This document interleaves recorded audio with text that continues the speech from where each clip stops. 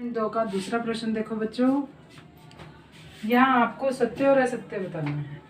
किसी भी विषम संख्या का घन सम होता है। किसी भी विषम संख्या का घन सम होता है। देखो, एक का घन 1, 2 का घन 8, 3 का घन 27, 4 का घन 64।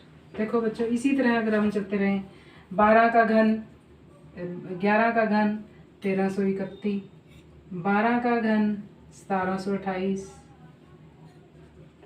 हाँ जी, देखिए, किसी भी विषम संख्या का घन विषम का विषम होता है और सम का सम होता है, इसलिए ये क्या है, असत्य है। दूसरा प्रश्न, एक पूर्ण घन संख्या 2 शून्यों पर समाप्त नहीं होता। एक पूर्ण घन संख्या अगर हम 10 का घन करते हैं तो 1000 आता है। 3 अंकों पर समाप्त होती है ना, 2 शून्यों पर समाप्त नहीं होता। इसका मतलब ये सत्य है, नहीं होता, सही बात है। इसके बाद, यदि किसी संख्या का वर्ग 5 पर समाप्त होता है तो घन 25 पर समाप्त होता है। नहीं, वर्ग भी 5 पर समाप्त होता है और घन भी 5 पर ही समाप्त होता है। 25 गलत है, इसलिए ये भी असत्य है।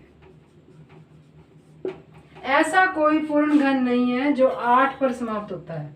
देखो, 2 का घन 8, 12 का घन 28, ऐसे 22 का भी पीछे 8 आएगा, 2 वाला कोई भी होगा उसके पीछे 8 आएगा, तो 8 पर ही समाप्त होंगे, तो ये भी असत्य हो गया। इसके बाद आता है, 2 अंकों की संख्या का घन 3 अंकों की संख्या हो सकता है। बिल्कुल गलत है, क्योंकि 2 अंकों की संख्या 2 अंकों की संख्या का 3 नहीं होता, उससे ज्यादा होता है, क्योंकि 10 है 2 अंकों की संख्या बड़ी से बड़ी, तो उसका भी 1000 होता है, 4 अंक हो जाते हैं, इसलिए ये असत्य है। ये भी असत्य है। अगला देखो, 2 अंकों की संख्या के घन में 7 या अधिक अंक हो सकते हैं, ये भी असत्य है। 1 मिनट, 2 अंकों की संख्या का घन 3 अंकों की संख्या हो सकता है। 2 अंकों की संख्या के घन में 7 या अधिक अंक हो सकते हैं।